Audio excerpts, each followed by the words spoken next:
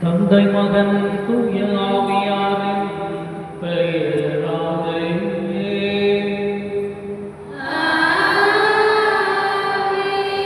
நம் ஆண்டவராகிய இயேசு கிறிஸ்துவின் அருளும் தந்தையாகிய கடவுளின் அன்பும் தூய ஆவியாரின் தோழமையும் உங்கள் அனைவரோடும் இருப்பதாக.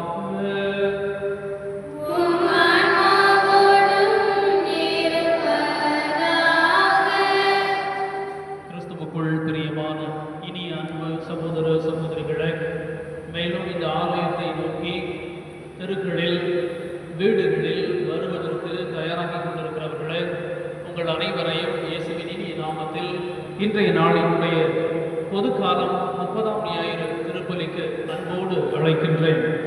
இன்றைய இந்த ஞாயிற்றுக்கிழமை திருப்பலியை சிறப்பிக்கின்ற தாவீது அன்பிய குடும்பங்களினுடைய நலனுக்காகவும் அவர்கள் குடும்பங்களில் இருக்கிற பிள்ளைகளினுடைய படிப்பிற்காகவும் விவசாயம் கால்நடை வளர்ச்சிக்காகவும் தொழில் வளர்ச்சிக்காகவும் முதியவர்களினுடைய உடல் உள்ள சுகத்திற்காகவும் வேலை வாய்ப்பு கிடைத்திடவும் குடும்ப சமாதானத்திற்காகவும் நல்ல மழை பெய்திடவும் இந்த பலியானது ஒப்புக் கொடுக்கப்படுகிறது. பிரியமானவர்களே, ஆண்டவரினுடைய இரக்கத்தை நாடி அவரது இல்லத்தை தேடி ஒரு குடும்பமாக அனைவரும் இந்த ஆலயத்தில் நம் அன்னைக்கு அர்ப்பணிக்கப்பட்டிருக்கிற இந்த ஆலயத்தில் குழுமியிருக்கிறோம். அன்னை மரியாளினுடைய மிகப்பெரிய பரிந்துரையால் ஆண்டவர் இயேசு நம் ஒவ்வொருவர் மேலும் ஒவ்வொருவர் குடும்பங்களின் மேலும் நாம் செய்கின்ற தொழில், நாம் முன்னெடுக்கின்ற முயற்சிகள் இவற்றின் மீது ஆழமான இரக்கம் கொண்டு ஆசீர்வதிக்க வேண்டும் என்று இந்த பலியில் நாம் மன்றாடுவோம். இந்த பலியை ஒப்புக் கொடுக்க தடையாக இருக்கிற நம்முடைய குற்றங்கள், குறைகள், பாவங்கள் இவற்றையெல்லாம் ஏற்றுக்கொண்டு ஆண்டவர் முன்பாக மௌனமாக அறிக்கையிடுவோம். அவரிடமிருந்து மன்னிப்பை மன்றாடுவோம்.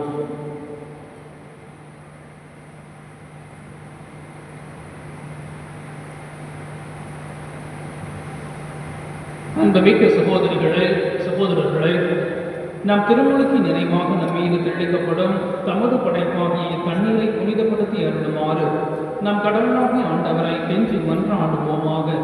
அவரை நமக்கு உதவி அளித்து நாம் பெற்றுக்கொண்ட தூய ஆவிக்கு உண்மை உள்ளவர்களாய் நிலைத்திருக்க அருள்வாராக.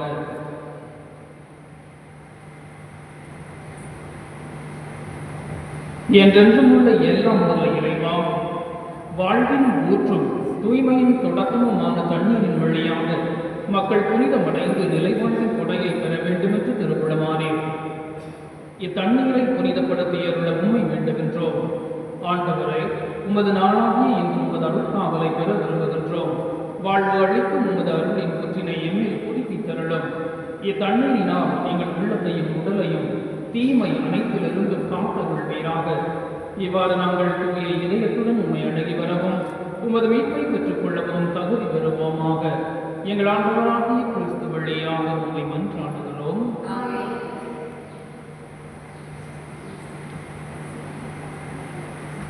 எல்லாம் வல்ல இறைவா, தண்ணீர் வளம் வருவதை விட்டுவிட வேண்டும் என்று இறைவாக்கினர் எலிசா வழியாக கற்பித்தேன். உமது படைப்பு பொருளாகிய இந்த உப்பை பரிவிரக்கத்துடன் புனிதப்படுத்தியருள உம்மை தாழ்மையுடன் வேண்டுகின்றோம். ஆண்டவரே, உப்பு கலந்த தண்ணீர் தெளிக்கப்படும் இடமெல்லாம் தீயோனின் தாக்குதல் அனைத்தும் தோல்வியுடன் செய்வீராக. உம் தூய ஆவியாருடன் இருந்து எங்களை இடையராக காத்தருள்வாராக. எங்கள் ஆண்டவராகிய கிறிஸ்து வழியாக உம்மை மன்றாடுகின்றோம்.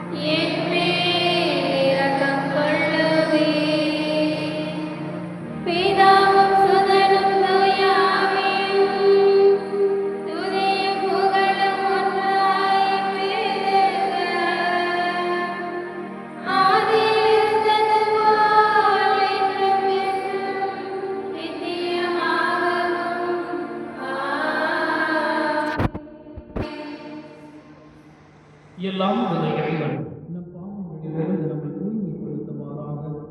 இந்த நற்கருணை கொண்டாட்டத்தின் வழியாக அவர் தம்முடைய ஆட்சியின் விருந்தில் பங்கு கொள்ள நம்மை தகுதி பெறச் செய்வாராக.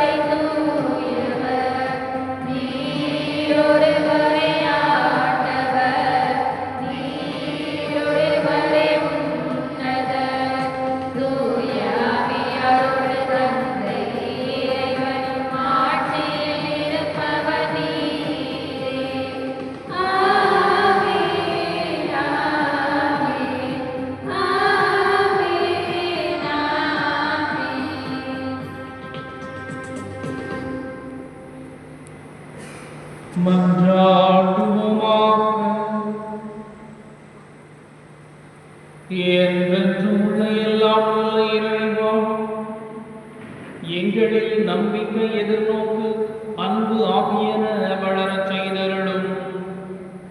அதனால் நீர் கட்டளையிடுவதை நாங்கள் அன்பு செய்யவும், நீர் வாக்களிப்பதை நாங்கள் பெற்றுக்கொள்ளவும் தகுதி பெறுவோமாக. உம்மோடு தூய ஆவியாரின் ஒன்றைப்பில் இறைவனாய் என்றென்றும் வாழ்ந்து ஆட்சி செய்கின்ற எங்கள் ஆண்டவரும் உம் திருமகனுமாகிய கிறிஸ்து வழியாக உம்மை மன்றாடுகின்றோம்.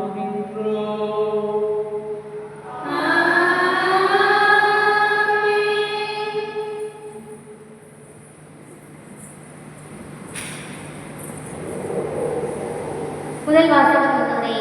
ஆண்டவரின் இயல்பு நடுநிலையானது, பாரபட்சம் காட்டாதது என்று உரைக்கின்ற சீரான் தொடர்ந்து நொறுக்கு நிலையில், வலுவின்மையில், ஏழ்மையில், வறுமையில் வீங்கி வாழ்வோர் அவர் ஏற்புடையவராகி அவரிடம் நலன்களை பெறுவதை எடுத்து கூறுகின்றார்.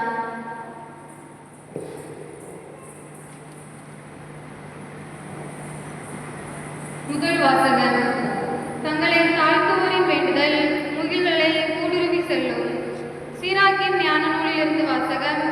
அதிகாரம் 35, இறை வசனங்கள் 12 முதல் 14 மற்றும் 16 முதல் 18. சீராக்கின் ஞான நூலிலிருந்து வாசகம். அதிகாரம் 35. ஆண்டவர் நடுவராயிருக்கிறார். அவரிடம் ஒருதலை சார்பு என்பதே கிடையாது.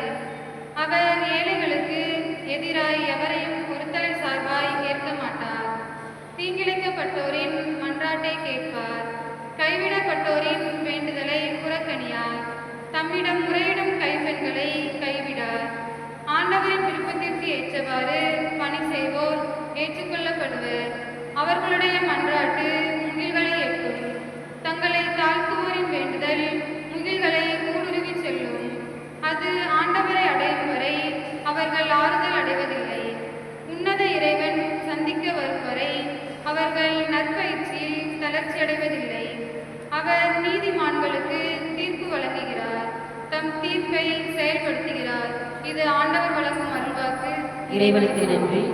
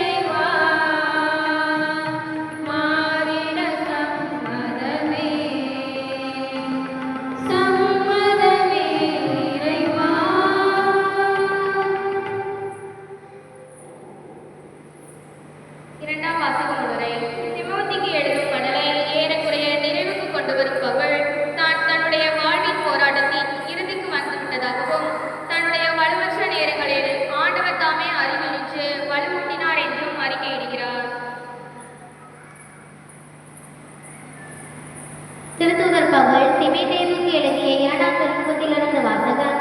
அதிகாரம் 4, இறைவசனங்கள் 6 முதல் 8 மற்றும் 16 முதல் 18 முடிய. அன்பிற்குரியவர்களே, நான் இப்போதே என்னை பலியாக படைக்கிறேன். நான் பிரிந்து செல்ல வேண்டிய நேரம் வந்துவிட்டது. நான் நல்லதொரு போராட்டத்தில் ஈடுபட்டேன். என் ஓட்டத்தை முடித்து விட்டேன். விசுவாசத்தை காத்துக்கொண்டேன். இனி எனக்கென வைக்கப்பட்டிருப்பது நேரிய வாழ்வுக்கான வெற்றி வாகையே. அதை இறுதி நாளில் ஆண்டவர் எனக்கு தருவார். நீதியான அந்த நடுவர் எனக்கு மட்டுமல்ல, அவர் தோன்றுவார் என விரும்பி காத்திருக்கும் அனைவருக்குமே தருவார். நான் முதன்முறை வழக்காடிய போது எவரும் என் பக்கம் இருக்கவில்லை. எல்லோரும் என்னை விற்று அகன்றனர். அக்குற்றம் அவர்களை சாராதிருப்பதாக நான் அறிவித்த செய்தி நிறைவுற்று அனைத்து நாட்டவரும் அதனை கேட்க வேண்டுமென்று ஆண்டவர் என் பக்கம் நின்று எனக்கு வலுவூட்டினார். சிங்கத்தின் வாயிலிருந்து என்னை விடுவித்தார். தீங்கு அனைத்திலிருந்தும் அவர் என்னை விடுவித்து தம் விண்ணரசில் சேர்த்து எனக்கு மீட்பளிப்பார். அவருக்கே என்றென்றும் ஆட்சி உரித்தாகுக. ஆமேன். இது ஆண்டவர் வழங்கும் அருள்வாக்கு. இறைவனுக்கு நன்றி.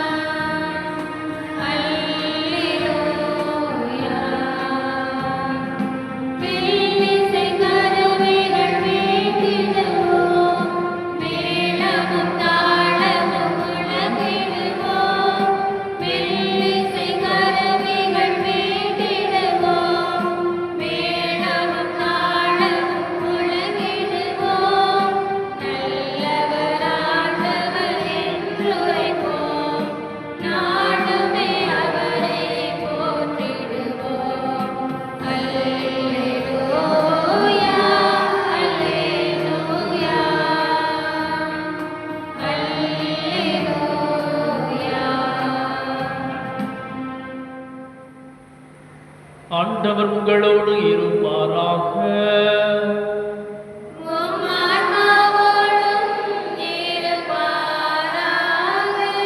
புனித லூக்கா எழுதிய தூய நற்செய்தியிலிருந்து வாசகம்.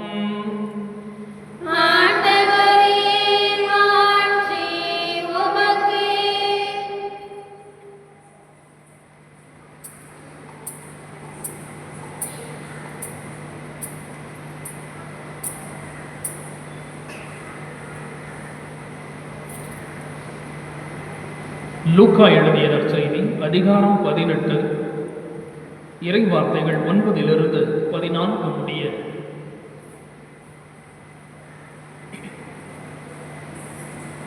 லூக்கா நற்செய்தி அதிகாரம் 18 இறை வார்த்தைகள் 9 - 14 முடிய.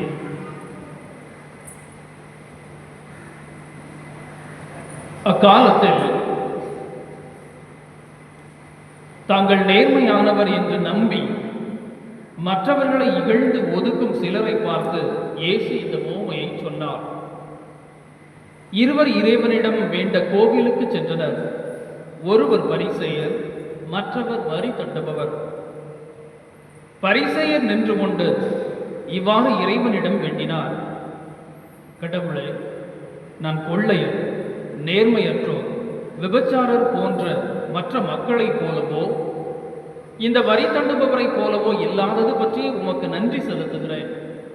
வாரத்தில் 2 முறை நோன்பு இருக்கிறேன். என் வருவாயில் எல்லாம் 10 பங்கை கொடுக்கிறேன்.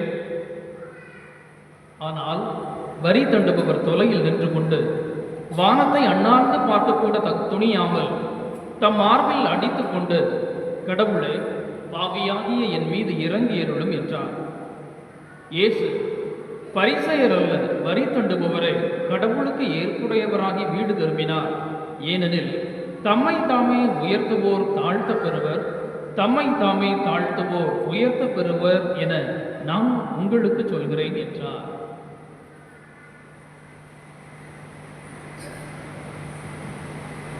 இது ஆண்டவரின் அருள்வாக்கு. கிறிஸ்துவே உமக்கு புகழ்.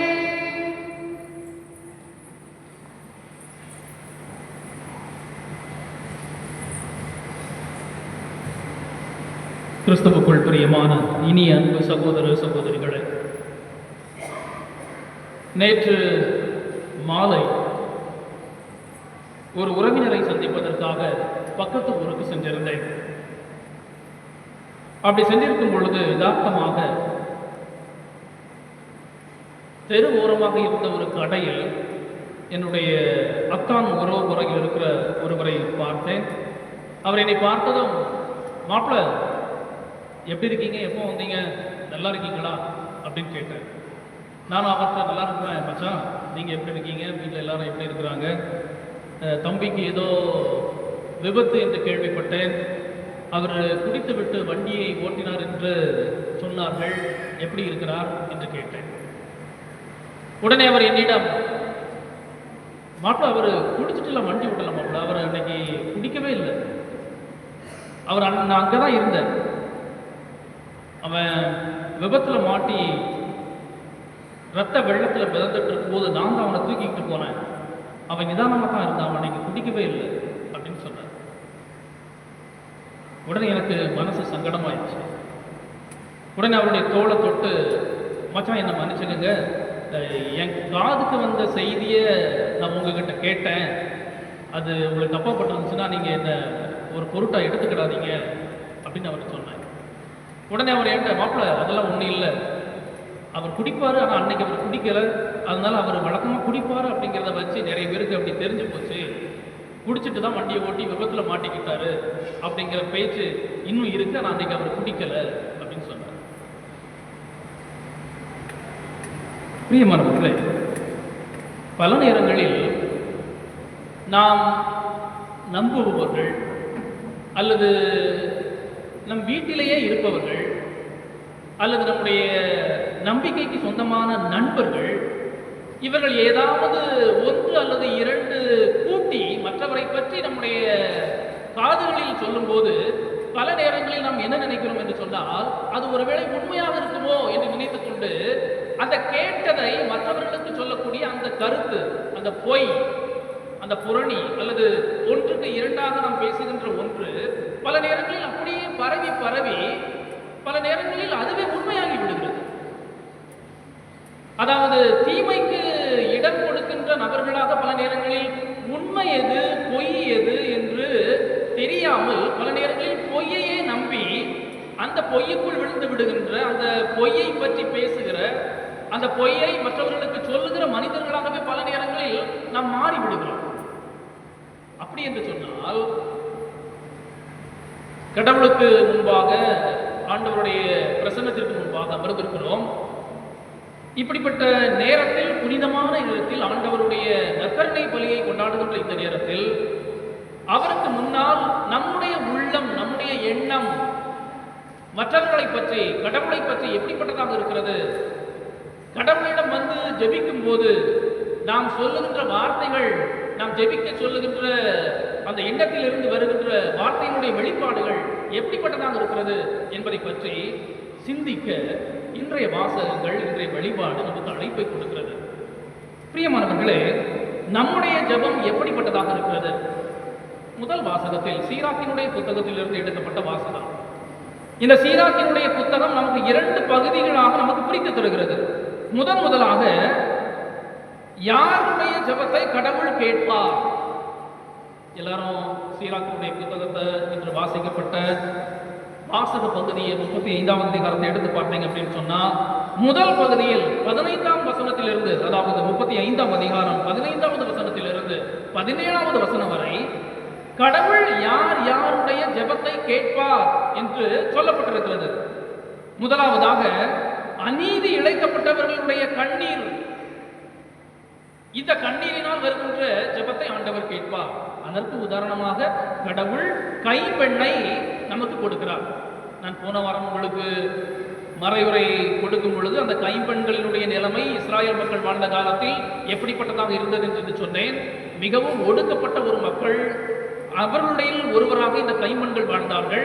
அதில் உதாரணமாகத்தான் ஆண்டவர் முதலாவதாக வைக்கிறார். அநீதி இழைக்கப்பட்டவர்களுடைய கண்ணீரை கடவுள் காண்கிறார். விடுதலை பயணம் அதிகாரம் 3 இறைவார்த்தை 9 பார்க்கிறோம். அங்கே இஸ்ராயல் மக்கள் பார்வோனுடைய அதிகாரத்திற்கு கீழ் பலவித துன்பங்களுக்கு ஆட்படுகிறார்கள், அழுகிறார்கள், முறையிடுகிறார்கள். அவருடைய கண்ணீர், அவருடைய கம்பல், அவருடைய கதல் ஆண்டவருடைய காதுகளை எட்டுகிறது. அதனால்தான் மோசையை அழைக்கும் பொழுது மோசையை பார்த்து ஆண்டவர் சொல்கிறார், இஸ்ரேல் மக்களின் அழுகுரல் என்ன எட்டியுள்ளது. பாருங்கள், இஸ்ரேல் மக்களினுடைய அந்த அழுகை, கண்ணீர், அவருடைய வேதனை கடவுளை எட்டி இருக்கிறது. இரண்டாவதாக நாம் பார்க்கின்றோம், ஆண்டவருடைய விருப்பத்திற்கு ஏற்றவாறு பணி செய்வோம். யாரெல்லாம் ஆண்டவருடைய விருப்பத்திற்கு ஏற்றவாறு தன்னுடைய வாழ்க்கையை அமைத்துக் கொண்டு கீழ்ப்படிந்து தன்னுடைய குடும்ப வாழ்விலும் சரி, என்னை போன்று அல்லது அருட்சகோதரிகளை போன்று அழைக்கப்பட்ட வாழ்வில் அவருடைய விருப்பத்திற்கு ஏற்றவாறு நடக்கிறார்களோ அவர்களுடைய ஜெபம் கேட்கப்படுகிறது என்று சொல்கிறார். மூன்றாவதாக, தங்களை தாழ்த்துவோரினுடைய வேண்டுதல். அதனால்தான் முதல் வாசகம் வாசிக்கப்பட்ட போது அதனுடைய தலைப்பு மைய செய்தியாக 2 வரிகளில் வாசித்தார்கள். தங்களை தாழ்த்துவோரின் வேண்டுதல் முகில்களை ஊடுருவி செல்லும், அது ஆண்டவரை அடையும் வரை அவர்கள் ஆறுதல் பெறுவதில்லை. பிரியமானவர்களே, அப்படி என்றால் இப்படிப்பட்ட 3 நபர்கள், அநீதி இழைக்கப்பட்டோர், ஆண்டவர்களுடைய விருப்பத்திற்கு ஏற்ப பணி செய்வோர், மூன்றாவதாக தங்களையே தாழ்த்துவோர். அப்படி என்றால் யாருடைய ஜெபங்கள் கேட்கப்படாது. அதனை 20 22 வசனம் வரை நாம் பார்க்கின்றோம். இரக்கமற்றோர், யாருக்கெல்லாம் இரக்கம் இல்லையோ அவர்களுடைய ஜெபம் கேட்கப்படாது. மற்றவர்களுக்கு முன்னால் ஒன்று பேசிவிட்டு பின்னால் பேசுகிற மனிதர்கள், நீதியாக வாழ்வதைப் போல ஏமாற்றிக் கொண்டு அநீதியாக வாழ்பவர்கள். இரண்டாவதாக, இருமாப்பு கொண்டோர், செருக்கு, நான் தான் நியாயஸ்தன், நான் தான் நல்லவன், நான் தான் எல்லாருக்கும் முக்கியமானவன் என்று எண்ணிக்கொள்பவர்கள், அநியாயம் செய்வோர், இவர்களுடைய ஜெபம் கேட்கப்படாது. பிரியமானவர்களே, ஏழையினுடைய ஜெபம் என்பது உலக ஆதரவு இல்லாத ஆண்டவரை மட்டுமே நம்பிய ஒருவருடைய ஜெபத்திற்கு தடையேதும் இல்லை. அதனால்தான் ஆண்டவர் என்னை முதல் வாசகத்தில் சொல்கிறார், அது மேகங்களை ஊடுருவி சென்று வானத்தை அடையும். அங்கு எந்த கட்டுப்பாடும் கிடையாது. ஏழையரின் ஜெபம் தானாகவே எப்படி தூபத்தில் இருந்து அந்த நறுமணமானது மேலே காற்றில் ஏறி செல்வது போல இந்த ஏழையரின் அழுவோரின் ஜெபமும் ஆண்டவரை பார்த்து ஆண்டவரை நோக்கி செல்கிறது. அன்பார்ந்தவர்களே, அதனால்தான் இதே சீராக்கின் ஞான புத்தகம் 21 அதிகாரம் 5வது வசனத்திலே நாம் பார்க்கிறோம், ஏழையரின் வாயினின்று எழும் விண்ணப்பம் கடவுளினுடைய செவிகளை எட்டும். இதை போலதான் பல்வேறு விருப்பங்களோடு வேண்டுதலோடு நாமும் இந்த ஆலயத்திற்கு வந்திருக்கிறோம். நம்முடைய ஜெபமும் கேட்கப்படுகிறதா?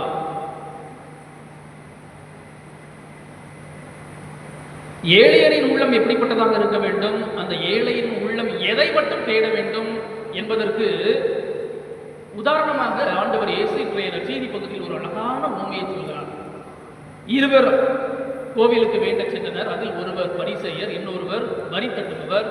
பரிசேயர் கடவுளின் சட்டங்களை எல்லாம் படித்து தெளிந்தவர், கரைத்து குடித்தவர்.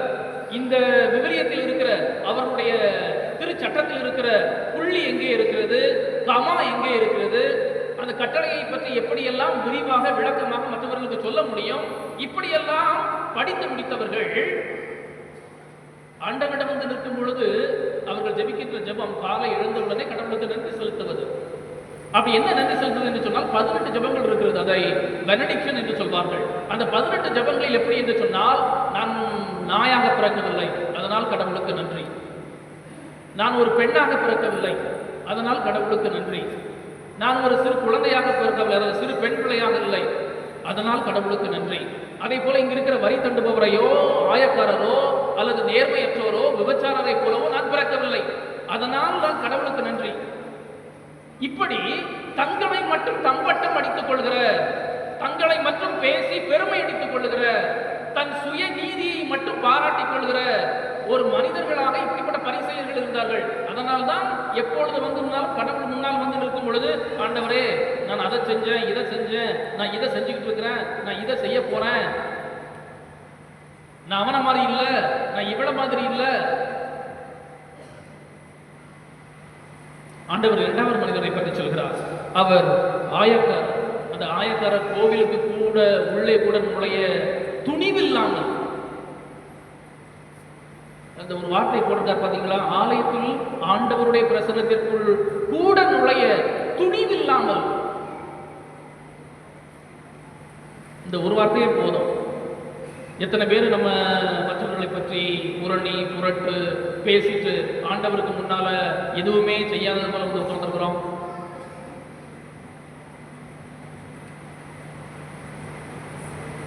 இது ஒரு கேள்வி. இரண்டாவதாக ஆண்டவர் அவரை சொல்றார், வானத்தை அண்ணாந்து பார்த்து கூட தகுதி இல்லாமல், அதாவது என்னுடைய தலையை தொங்க போட்டுக் கொண்டு ஆண்டவரை நேருக்கு நேர் பார்க்க தகுதி இல்லாதவராக மார்பில் அடித்துக் கொண்டு, ஆண்டவரை நான் பாவி, என் மீது இறங்கி அருளும். லூக்கா நற்செய்தி அதிகாரம் 5 இறைவார்த்தை 5 என்று நினைக்கிறேன். ஆண்டவர் முதல் சீடர்களை அழைக்கும் போது பேதுருவை அழைக்க செல்வார். அப்பொழுது நிறைய மீன்பாடுகளை பேதுரு பார்த்துவிட்டு ஆண்டவர் இயேசுவுடைய காலடியில் விழுந்து, ஆண்டவரே நான் பாவி, என்னிடமிருந்து நீர் போய்விடும் என்று சொல்வார். 5:7 என்று நினைக்கிறேன். அதாவது ஒரு நல்ல மனிதருக்கு முன்னால் நிற்கும் பொழுது அந்த நல்ல மனிதனுடைய நற்குணங்கள் இன்னொருவரை பாதிக்கிறது. ஆண்டவர் முன்னால், இந்த நல்லவர் முன்னால் நாம் வந்து நிற்கும் பொழுது இந்த நல்லவர்களுடைய நற்குணங்கள் நம்மை பாதிக்க வேண்டும். ஆண்டவரே, உம்மை போல நான் இல்லை, உம்மை போல என்னால் வாழ முடியவில்லை, உமக்கு முன்னால் இருக்க எனக்கு தகுதி இல்லை, உம்முடைய இரக்கம் மட்டும் எனக்கு போதும். இப்படி சொல்லுகிற ஒரு ஆயக்காரன் ஆண்டவருக்கு முன்னால் வந்து நிற்கிறார். பிரியமானவர்களே, அப்படி என்று சொன்னால் கடவுள் இந்த இரண்டு பேரையும் பார்த்துவிட்டு அவருக்கு எது சரியாகப்படுகிறது, அவருடைய கண்களுக்கு எது ஏற்புடையதாகப்படுகிறது என்று சொன்னால் இந்த ஆயக்காரனுடைய செயலை ஏற்புடையதாகப்படுகிறது. பரிசேயர் அல்ல, வரி தண்டுபவரே கடவுளுக்கு ஏற்புடையவராகி வீடு திரும்பினார். ஏனெனில் தம்மை தாமே உயர்த்துவோர் தாழ்த்தப்படுவர், தம்மை தாமே தாழ்த்துவோர் உயர்த்தப்படுவர். பிரியமானவர்களே, தாழ்மை என்பது மற்றவர்களை விட நாம் மோசமானவர்கள் என்று நடிப்பதல்ல. மற்றவர்களை விட நான் மோசமானவன் என்று நினைத்து நடிப்பதல்ல. மாறாக நம்முடைய எல்லா நற்குணங்களும் கடவுளுடைய கொடை என்று உணர்ந்து நாம் அவருடைய இரக்கத்திற்கு தகுதியற்ற மனிதர்கள் என்பதை எப்போது உணர்ந்து கொள்கிறோமோ அப்போதுதான் கடவுளுடைய இரக்கம் நமக்கு கிடைக்கும். இன்றைய 2ஆம் வசனத்தில் பார்க்கிறோம், பவுல் தன்னுடைய பணியை பற்றி சொல்கிறார். தன்னுடைய பணி முடிந்து விட்டது, நான் என்னையே பலியாக ஒப்புக் கொடுக்க போகிறேன், நான் என்னுடைய விசுவாசத்தை காத்துக்கொண்டேன், நல்லதொரு ஓட்டத்தை முடிக்கப் போகிறேன், எனக்கான வெற்றி வாங்கி ஆண்டவரிடம் இருக்கிறது. தன் வாழ்வில் பட்ட போராட்ட வாழ்வினுடைய படிகளை எல்லாத்தையும் அவர் எடுத்து காட்டுகிறார். அது ஆண்டவருக்கு ஏற்ற ஒரு வாழ்வு. அவருடைய பணி, அவருடைய விருப்பத்திற்கு ஏற்ப பவுல் தன்னுடைய பணி வாழ்வை அமைத்துக் கொண்டார். நம்மை பற்றி நாம் சிந்தித்து பார்ப்போம். நம்ம கோயிலுக்கு யாரை போல வந்திருக்கிறோம்? இந்த ஆயக்காரனை போலவும் இந்த பரிசேயரை போலவும் ஆண்டவருக்காக வேண்ட வந்திருக்கிறோம். இப்ப நாம பரிசேயரா இல்ல ஆயக்காரனா?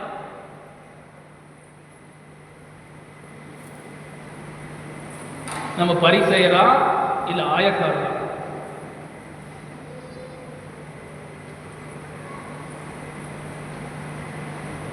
சொல்லுங்க.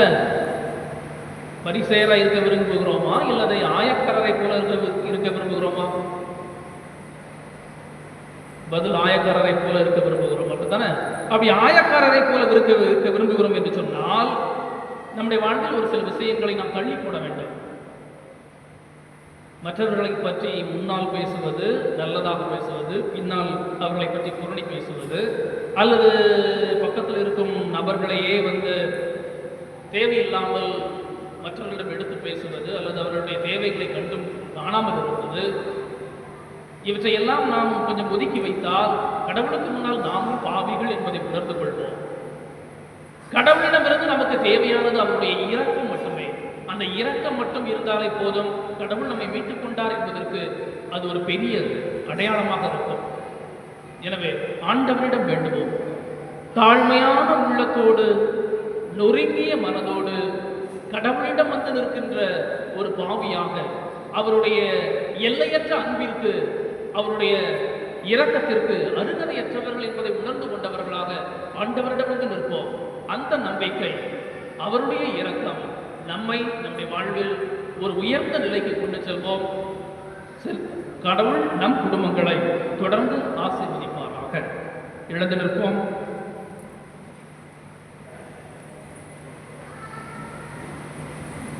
அனைவரும் இணைந்து நம்முடைய விசுவாசத்தை அறிக்கையிட்டு பாடுவோம்.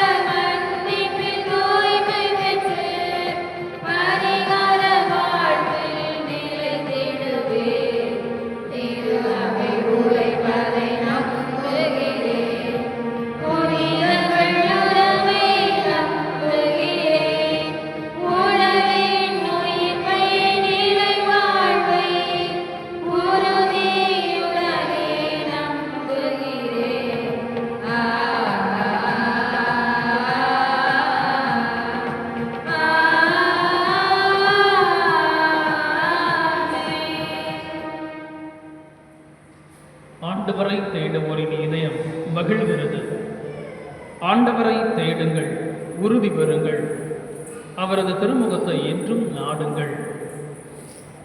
ஆண்டவருடைய திருமுகத்தை தேடி இதயத்தை மகிழ்விப்பதற்காக வந்திருக்கிற நாம் அனைவரும் அந்த அமையக்காரரை போல ஆண்டவர் முன் நம்முடைய தகுதியற்ற நிலையை எடுத்துச் சொல்லி, குழந்தைகளைப் போல நம் ஆண்டவரிடம் நம் வேண்டுதல்கள் ஒவ்வொன்றாய் எடுத்து வைத்து ஜெபிப்போம். இறைவா, உடைய இயல்பு நடுநிலையானது, என்றும் நீ யாருக்கும் பாரபட்சம் காட்டுவதில்லை என்று அறிகிறோம். இதோ இயல்பு எங்களுடைய நாட்டு தலைவர்கள் பெற்றுக்கொள்ளவும், இவ்வாறு அனைவரையும் சமமாக நடத்தி அநீதியை கலைத்து நீதியை நிலைநாட்ட வருமருள உம்மை மன்றாடுகிறோம். ஆண்டவரே, எங்கள் மன்றாட்டை கேட்டருளும். இறைவா, தன்னுடைய வாழ்க்கை ஓட்டத்தை நல்ல முறையில் ஓடியதாக அறிக்கையிடுகிறார் பவுல்.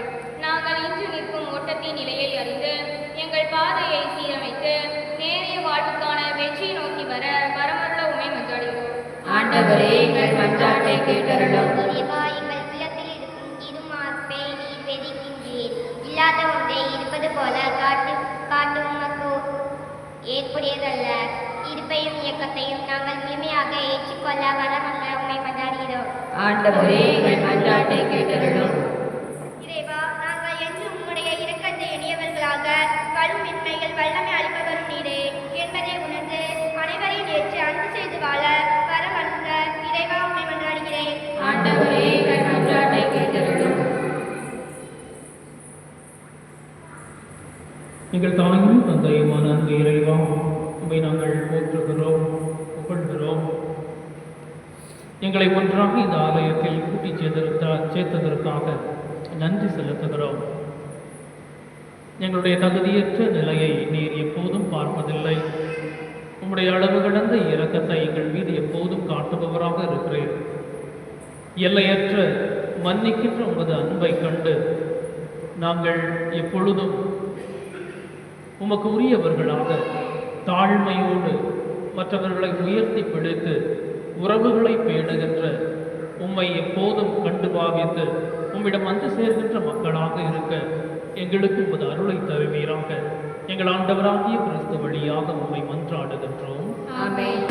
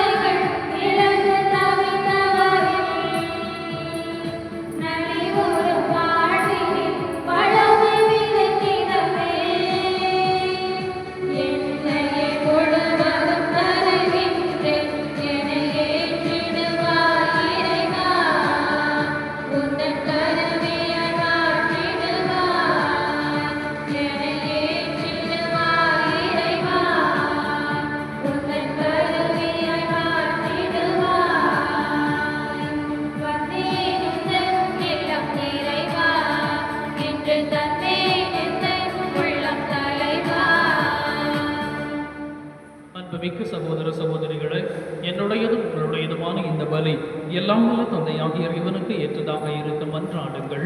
ஆண்டவர் தமது பெயரின் புகழ்ச்சிக்காகவும் ஆட்சிக்காகவும் நமது நன்மைக்காகவும் புனித திரு அவை அனைத்தின் நலனுக்காகவும் உமது கையிலிருந்த பலியை ஏற்றுக்கொள்வாராக.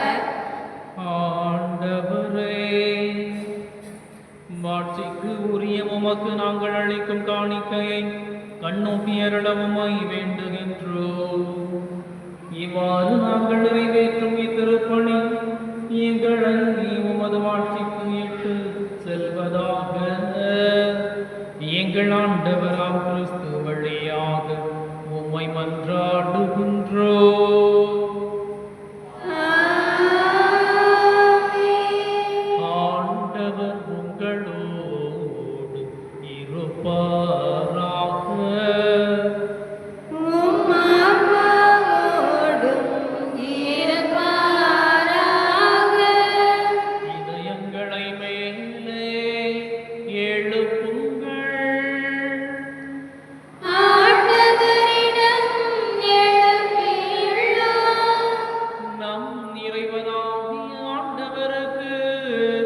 நன்றி கூறுவோம். அதுவே தகுதியும் நீதியும் ஆனதே. ஆண்டவரே, தூயவரான தந்தையே, என்று எல்லாம் வல்ல இறைவா, என்னாலும் எவ்விடத்திலும் நாங்கள் உமக்கு நன்றி செலுத்துவது மெய்யாகவே தகுதியும் நீதியும் ஆகும். எங்கள் கடமையும் மீட்புக்கு உரிய செயலுமாகும். ஏனெனில் பாவ பழியால் வெகு தொலைவில் அகன்றிருந்த உம் பிள்ளைகளை உம் திருமகனின் இரத்தத்தாலும் தூய ஆவியாரின் வல்லமையாலும் உம்மோடு மீண்டும் ஒன்றிணைக்க திருவிழமானி. இவ்வாறு மக்கள் ஒவ்வொரு கடவுளின் ஒன்றிப்பால் ஒருங்கிணைக்கப்பட்டு கிறிஸ்துவின் உடலும் தூய ஆவியாரின் கோவிலுமான திரு அவையாக திகழச் செய்தீரே. இதனால் பல்வகையில் வெளிப்படும் உமது ஞானத்தை புகழச் செய்தீரே. ஆகவே வானதூதர் திரளோடு ஒன்று சேர்ந்து நாங்களும் உம்மை புகழ்ந்து ஏத்தி மகிழ்ச்சியுடன் அறிக்கையிட்டு ஒரே குரலாய் பாடுவதாவது.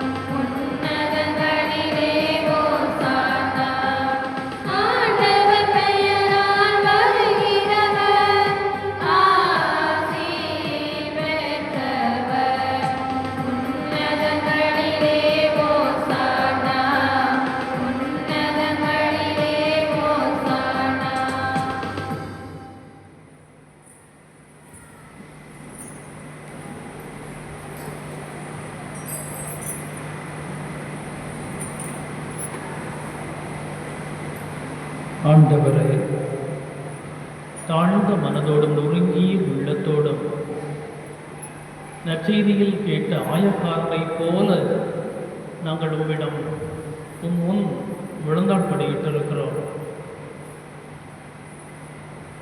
முன்னிற்கு நாங்கள் தகுதியற்றவர்கள். உம்மை ஏறெடுக்க கூட நாங்கள் அருகதையற்றவர்கள். உமது இரக்கத்திற்காக நாங்கள் வந்து நிற்கின்றோம். எங்கள் குடும்பங்களின் ஆசீருக்காக உம்மிடம் மண்டியிட்டு மன்றாடி கொண்டிருக்கிறோம். இந்த அப்ப ரசம் ஆண்டவர் இயேசுவினுடைய திருவுடல் ரத்தமாக மாறுவது போல எங்கள் தகுதியற்ற தாழ்மையான ஒருங்கிய உள்ளமும் உமக்கு ஏற்ற பலியாக மாறி நாங்களும் அந்த ஆயக்காரரை போல உமக்கு ஏற்புடையவராகி வீடு திரும்ப எங்களே நாங்கள் அர்ப்பணிக்கிறோம்.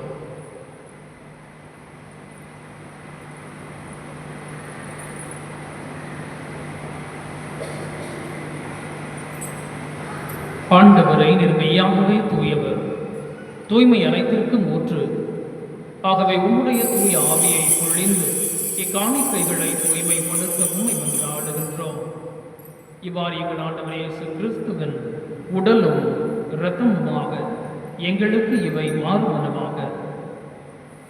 அவர் பாடுபட மனம் வந்து தம்மை கையளித்த போது அப்பத்தை எடுத்து நன்றி செலுத்தி அதை விட்டு தம்முடைய சீடர்களுக்கு அளித்து அவர் கூறியதாவது: அனைவரும் இதிலிருந்து பெற்று உண்ணுங்கள். ஏனெனில் இது உங்களுக்காக கையளிக்கப்படும் என் உடல்.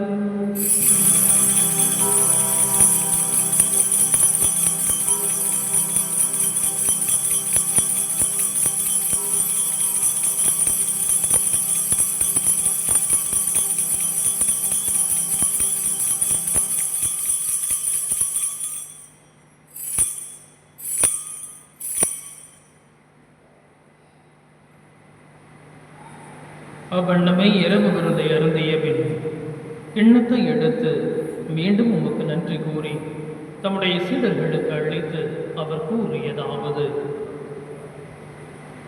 அனைவரும் இதிலிருந்து பெற்று பருகுங்கள், ஏனெனில் இது புதிய நிலையா உடன்படிக்கைக்கு உரிய என் இரத்தத்தின் கிண்ணம். இது பாவ மன்னிப்புக்கென்று உங்களுக்காகவும் பலருக்காகவும் சிந்தப்படும். இதை என் நினைவாக செய்யுங்கள்.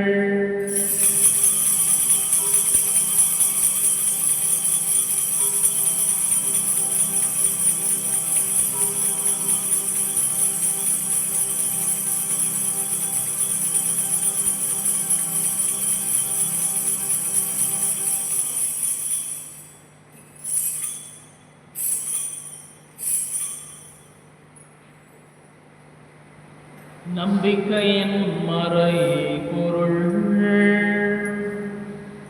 ஆண்டவரே, நீர் வருமளவும் உமது இறப்பினை அறிக்கையிடுகின்றோம்.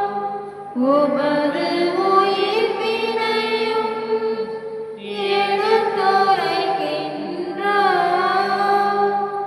ஆகவே ஆண்டவரை, நாங்கள் கிறிஸ்துவின் இறப்பினையும் உயிர்ப்பினையும் நினைவு கூர்ந்து வாழ்வு தரும் அப்பத்தையும் மீட்பளிக்கும் கிண்ணத்தையும் உமக்கு ஒப்புக் கொடுக்கின்றோம்.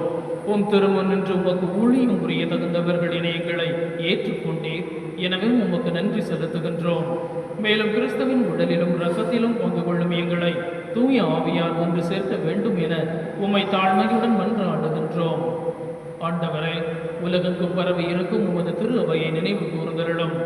எங்கள் திருத்தந்தை இல்லையோ, எங்கள் ஆயர்கள் எல்லாம் திரு நிலையினர் ஆகிய அனைவரோடும் உமது திரு அவை அன்பில் நிறைவு பெறச் செய்தருளும். மேலும் இந்த நாளினுடைய திருப்பலியை சிறப்பிக்கின்ற தாவீது அன்பிய குடும்பங்களினுடைய ஒவ்வொரு நலனுக்காகவும் அவருடைய குடும்ப உறுப்பினர்களுக்காகவும் மேலும் அந்த குடும்பத்தில் இருக்கிற தேவைகளுக்காகவும் நாங்கள் இந்த திருப்பலியில் மன்றாடுகிறோம்.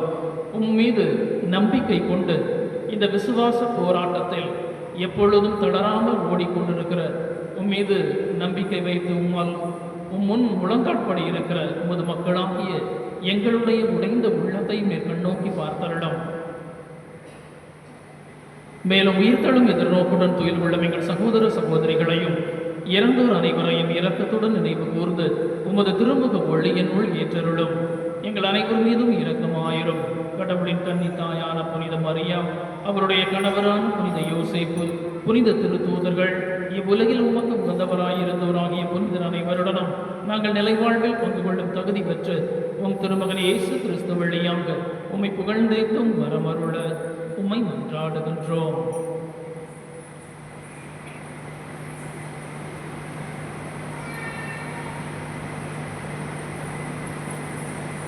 இவர் வழியாக இவரோடு இவர் எல்லாம் வல்ல இறைவனாகிய தந்தையே, தூயதாவியாரின் ஒன்றைக்கு எல்லா புகழும் பாட்டியும் என்றென்றும் உரியதே.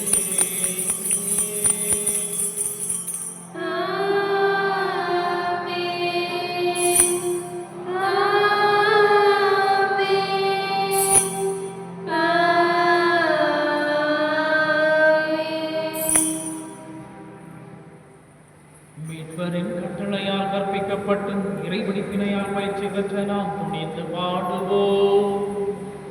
விண்ணுலகில் இருக்கிற எங்கள் தந்தையே, உமது பெயர் தூயது என போற்றப் பெறுக. உமது ஆட்சி வருக. உமது திருவுளம் விண்ணுலகில் நிறைவேறுவது போல மண்ணுலகிலும் நிறைவேறுக.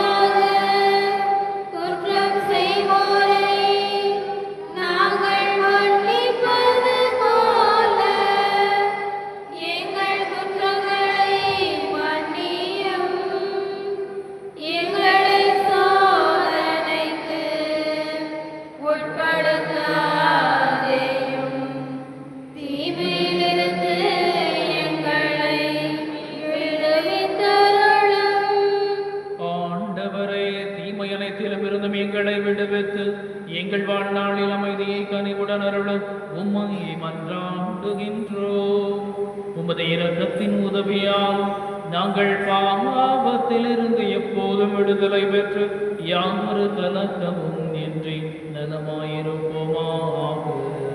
நாங்கள் எதிர்நோக்கி இருக்கும் பேரின்பத்திற்காகவும் எம் மீட்பராகிய இயேசு கிறிஸ்துவின் வருகைக்காகவும் காத்திருக்கின்றோம். ஏனெனில் ஆட்சியும் வல்லமையும் மாட்சியும் என்றென்றும் உமதே. ஆண்டவரே இயேசு கிறிஸ்துவை, அமைதியை உங்களுக்கு விட்டுச் செல்கிறேன், என் அமைதியையே உங்களுக்கு தருகிறேன் என்றும் திருத்துதர்களுக்கு மொழிந்தீரேன். இதோ எங்களுடைய குற்றம் குறைகள் பாவங்கள் இவற்றை எல்லாம் நீர் கண்ணோக்கி பாராமல் உமது திரு அவையினுடைய நம்பிக்கையையே கண்ணோக்கி எங்களுக்கு அமைதியையும் ஒற்றுமையையும் அளித்தருள திருவிழம் கொள்வீராக. என்றென்றும் வாழ்ந்து ஆட்சி செய்கின்றவர் நீரே. ஆமென். ஆண்டவருடைய அமைதி உங்களோடு என்றும் இருப்பதாக. உம் ஆன்மாவோடும் இருப்பதாக. ஒருவருக்கொருவர் ஆண்டவர் இயேசு தருகின்ற உண்மையான அமைதியை மகிழ்ச்சியோடு பரிமாறிக்கொள்வோம். சமாதானம்.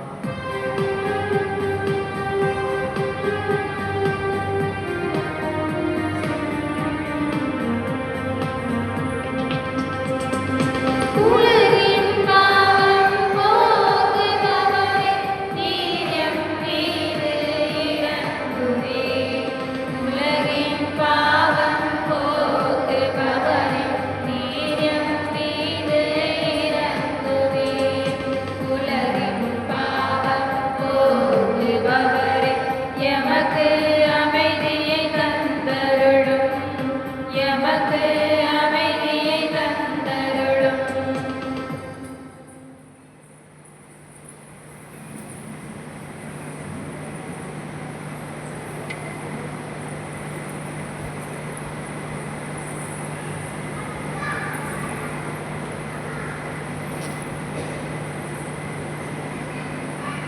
இதோ இறைவனுடைய செம்மறி, இவரை உலகின் பாவங்களை எல்லாம் போக்குகின்றவர். இந்த செம்மறியின் விருந்துகளை பெற்றிருக்கிற நாம் அனைவரும் பேறு பெற்றோர்.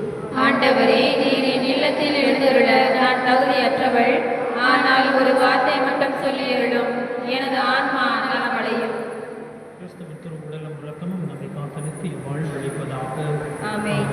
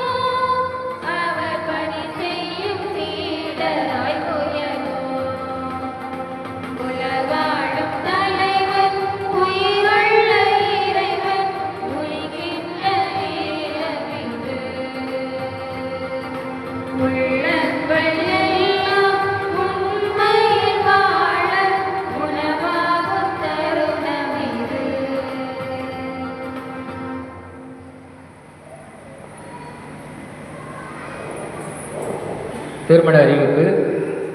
4ஆம் கட்டளை பங்கு திருத்தபுரத்தில் வசிக்கும் தந்தை சௌரிராஜ், தாய் அருட்செல்வி, இவரது மகன் வின்சென்ட் ராஜுக்கும் பாடியூர் பங்கு மரியாதையில் வசிக்கும் தந்தை மிக்கல் ராயப்பன் என்ற ஜெயராஜ், தாய் ராயம்மாள், இவரது மகள் திருத்தாவிற்கும் திருமணம் நடைபெற இருக்கின்றது. இது முதலாவது அறிவிப்பு. இந்த திருமணத்தில் ஏதேனும் விக்கிரங்கள் அறிந்தால் பங்கு தந்தை அவர்களுக்கு தெரிவிக்க வேண்டியது நமது கடமையாகும். மேலும் வருகின்ற வாரத்தில் திங்கள், செவ்வாய், புதன்கிழமை 3 நாட்களும் மாலை 7:15 மணிக்கு திருப்பலி நடைபெறும்.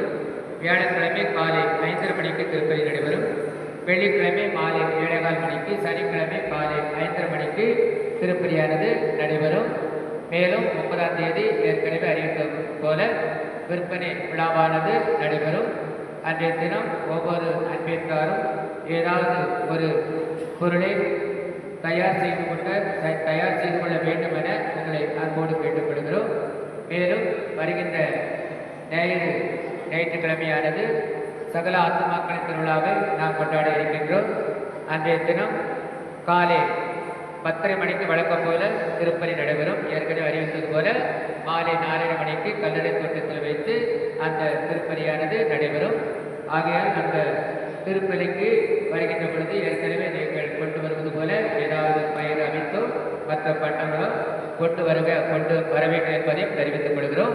மேலும் அன்றைய நாளில் நமது குடும்பத்தில் மரித்த அவர்களுடைய ஆத்ம இளைப்பாறுதலுக்காக நீங்கள் திருப்பலி கருத்து ஒப்புக் கொடுக்க உங்களை அன்போடு கேட்டுக்கொள்கிறோம். அதற்கு முன்பாக நீங்கள் உங்களது குடும்பத்தில் உள்ள மூதாதையர்களுடைய கல்லறைகளை நீங்கள் சுத்தப்படுத்தி கொள்ளுங்கள். அன்றைய தினம் நீங்கள் மாலை அல்லது மெழுகுதிரை பொருத்தி அவர்களுக்கு அஞ்சலி செலுத்திட உங்களை அன்போடு கேட்டுக்கொள்கிறோம்.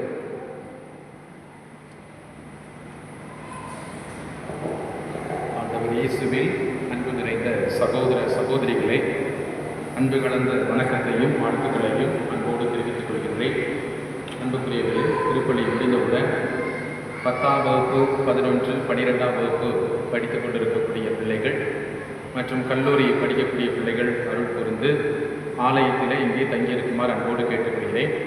நம்முடைய சரணாலய அருட் சகோதரிகள் உங்களை சந்திப்பதற்காக வந்திருக்கிறார்கள். எனவே அருள் கூர்ந்து திருப்பலி முடிந்தவுடன் 10, 11, 12 மற்றும் கல்லூரி படிக்கக்கூடிய முடித்த பிள்ளைகள் அருள் கூர்ந்து ஆலயத்தில் தங்குமாறு அன்போடு கேட்டுக்கொள்கிறேன். பிரியமான சகோதர சகோதரிகளே, வருகின்ற மாதம் நவம்பர் மாதம் இறந்து போன ஆன்மாக்களை நினைத்து நாம் ஒப்புக் கொடுக்கக்கூடிய ஒரு அன்பான மாதம். அன்புக்குரியவர்களே, அன்று ஞாயிற்றுக்கிழமை காலை 10:30 மணிக்கு வழக்கம் போல திருப்பலி நடைபெறும். மாலையில் கல்லறை தோட்டத்திலும் திருப்பலி நடைபெறும். பிரியமானவர்களே, உத்தரிக்க நிலையில் உள்ள ஆன்மாக்கள் நமது ஜெபத்துக்காக காத்து கொண்டிருக்கிறார்கள். இந்த நவம்பர் மாதம் என்பது தாய் திருச்சபையிலே ஒரு முக்கியமான மாதமாக கொடுக்கப்படுகிறது. ஒருவேளை நம்முடைய பெற்றோர்களோ நம்முடைய உடன் பிறந்தவர்களோ நம்முடைய ஜெபத்துக்காக காத்து கொண்டிருக்கிறார்கள். இந்த மாதத்திலே நான் ஒரு ஆன்மாவை உத்தரிக்க நிலையில் இருந்து மோட்சத்திற்கு அழைத்து செல்வதற்கு நான் ஜெபிப்பேன் என்ற உணர்வோடு இந்த நவம்பர் மாதத்திலே நுழையுமாறு அன்போடு கேட்டுக்கொள்கிறேன். பிரியமானவர்களே, உத்தரிக்க நிலையில் உள்ள ஆன்மாக்கள் தங்களுக்காக ஜெபிக்க முடியாது. சுயநலத்தோடு அவர்கள் இருக்க முடியாது. அவர்கள் நமக்காக ஜெபித்துக் கொண்டிருக்கிறார்கள். நாம் அவர்களுக்காக ஜெபிக்க வேண்டும். இந்த மண்ணுலகிலே பயணம் செய்யும் திருச்சபையில் இருக்கக்கூடிய நாம் ஒவ்வொருவரும் அந்த ஆன்மாக்களுக்காக ஜெபிக்க வேண்டும் என்பதை அன்போடு தெரிவித்துக் கொள்கிறேன். எனவே கல்லறை திருவிழா என்று சொல்கின்றோம். அந்த கல்லறை திருவிழா என்பது நம்முடைய முன்னோர்களை சந்தித்து நம்முடைய ஜெபங்களை ஒப்புக் கொடுப்பது. எனவே அந்த நாளிலே அனைவரும் அந்த திருவிழாவில் கலந்து கொள்ள உங்களை அன்போடு கேட்டுக்கொள்கின்றேன். பிரியமான சகோதர சகோதரிகளே, 9ஆம் தேதி மறைபரப்புக்காக விற்பனை திருவிழா நடைபெற இருக்கின்றது. எனவே ஆர்வத்தோடு பங்கெடுக்க உங்களை அன்போடு கேட்டுக்கொள்கிறேன். பிரியமானவர்களே, ஏற்கனவே அன்பிய பொறுப்பாளர்கள் சொன்னது போல எவ்வளவு கொடுக்கிறோம் என்பது முக்கியமல்ல, மாறாக பங்கெடுப்பது தான் முக்கியம். பங்கெடுக்கக்கூடிய மனநிலை தான் முக்கியம். நான் நற்செய்தி பணிக்காக என்னுடைய நேரத்தை கொடுக்கின்றேன், நற்செய்தி பணிக்காக என்னுடைய உழைப்பை கொடுக்கின்றேன். அதுதான் முக்கியம். பணம் யார் வேண்டுமானாலும் கொடுக்கலாம், அது ஒரு பெரிய காரியம் அல்ல. கத்தோலிக்க திருச்சபை பணத்தினால் மட்டும் நிற்பதல்ல, மாறாக ஒவ்வொரு கத்தோலிக்கர்களும் பங்கெடுக்க வேண்டும். பங்கெடுக்கக்கூடிய திருச்சபையாக நாம் மாற வேண்டும் என்பதிலே மிகுந்த அக்கறை கொள்ள வேண்டும். எனவே அந்த விற்பனை திருவிழாவிலே எல்லோரும் கலந்து கொள்ள உங்களை அன்போடு அழைக்கின்றேன். பிரியமான சகோதர சகோதரிகளே, நம்முடைய பிள்ளைகளை நாம் மிக நேரிய முறையிலே வழி நடத்த வேண்டும். ஏன்னா ஒரு சில காரியங்களை வந்து சொல்ல முடியாது. ஏன்னா அவர்கள் செய்யக்கூடிய ஒவ்வொரு செயலும் வருத்தமடைய செய்கின்றது. எந்த ஊர்லேயும் கிடையாது. நம்ம ஊரில் தான் என்ன செய்யுதுங்க இப்படிப்பட்ட ஒரு இழிவான செயல்கள். அதனால் நீங்கள் யோசிக்கணும், இந்த கேம்பஸுக்குள்ள ஜெபம் பூசை நடக்கக்கூடிய தவிர வேறு யாரும் இருக்கக்கூடாது. பள்ளிக்கூடத்தில் நின்று செல்லு பார்க்கறது, பள்ளிக்கூடத்தில் நின்று தேவையெல்லாம் பேசுறது வந்து என்பது தவிர்க்கப்பட வேண்டிய ஒன்று. ஏன்னா செய்யக்கூடிய காரியங்கள் அப்படி. இங்கே வந்து பிள்ளைகளும் கெட்டு போகக்கூடாது, இங்கே வந்து பிள்ளைகள் கெட்டு போகக்கூடாது. எனவே நான் எந்த விஷயம் சொல்லலை, சொன்னால் அசிங்கம், எனக்கு அசிங்கம், உங்களுக்கு அசிங்கம். அதனால் அன்புக்குரியவர்களே நீங்கள் தான் சொல்லணும். பூசைக்கு மட்டும்தான் போகணும், ஜெபத்துக்கு மட்டும்தான் போகணும். தேவையில்லாமல் இந்த ஸ்கூல் கேம்பஸ்லேயோ அல்லது இந்த ஆலயத்தினுடைய கேம்பஸ்லேயோ இருப்பதற்கு யாருக்கும் அனுமதி கிடையாது என்பதை அன்போடு தெரிவித்துக் கொள்கிறேன். அனுமதி கிடையாது என்பதை அன்போடு தெரிவித்துள்ளேன். இது வந்து பொழுதுபோக்குக்கான இடம் அல்ல, அல்லது சிரிச்சு பேசுவதற்கான இடம் அல்ல. ஏன்னா நமக்கு வேற இடம் இல்லை என்று சொன்னால் அங்கு செய்யக்கூடாத காரியங்களை என்ன செய்யறோம், நம்ம செய்துட்டு இருக்கோம். அதை வந்து யார் செஞ்சா அப்படின்னு சொல்லி விசாரணை வைக்கிறதுக்கு வரல. அதனால அன்புக்குரியவர்களே, இது ஒரு அன்பான ஒரு வேண்டுகோள். யாரும் அந்த பள்ளிக்கூடத்தினுடைய வராண்டாவிலோ அல்லது மேலேயோ யாரும் செல்லக்கூடாது என்பதை அன்போடு தெரிவித்துக் கொள்கிறேன். அதுதான் ஊரில் உள்ள ஒவ்வொருவருக்கும் அன்போடு தெரிவித்துக் கொள்கிறேன். விடுந்து நின்று ஆண்டவருக்கு நன்றி சொல்கிறேன்.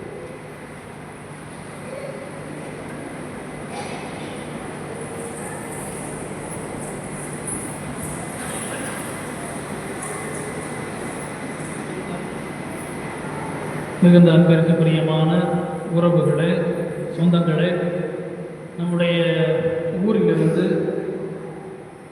நம்முடைய உறவுகள் நம்முடைய குருமானவர்களாக படித்து கொண்டிருக்கிறார்கள். அதில் முக்கியமாக 4 பேர், வேளாங்கண்ணி ராஜ், மில்டன், ஜெரின், லூர்து செல்வின், இவர்கள் குருமானவர்களாக இருக்கிறார்கள். எங்களுக்கு பிறகு, அதாவது இருக்கின்ற அருட்தந்தையர்களுக்கு பிறகு அடுத்த வருடம் நம்முடைய தம்பி ஜோமிக்ஸ் அவர்கள் குருவாக திருநிலைப்படுத்தப்படுவார்கள்.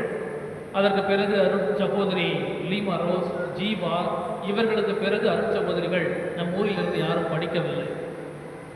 அதனால் இன்றைய நாளில் இப்படிப்பட்ட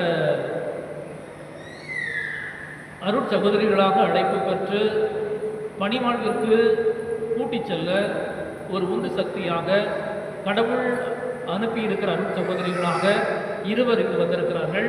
அதே போல் இங்கும் அருட்சகோதரிகள் நமக்கு பணி செய்து கொண்டிருக்கிறார்கள்.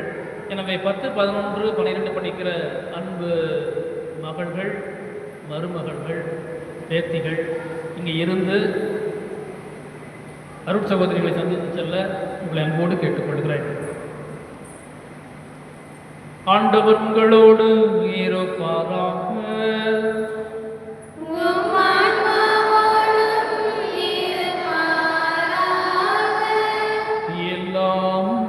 இறைவன் தந்தை, மகன், தூய ஆவியார் உங்கள் அனைவரையும் ஆசீர்வதிப்பாராக.